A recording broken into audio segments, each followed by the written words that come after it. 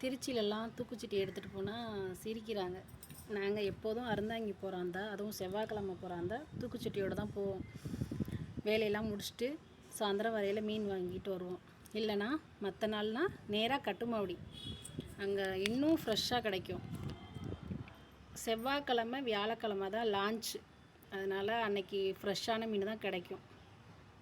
இந்த தூக்குச்சட்டிலையும் இதுலேயும் இருக்கிற மீன் வந்து 400 ரூபா. இது ஒரு மீன் வகை.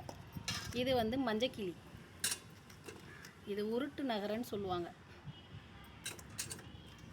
இது ஒரு பக்கம் அலஞ்சாங்குழஞ்சான்னு சொல்லுவாங்க, ஆணத்தில் போட்டால் விரைச்சான்னு சொல்லுவாங்க, சீலா. ஒவ்வொரு ஊர்லேயும் ஒவ்வொரு பேர் வச்சுருக்காங்க.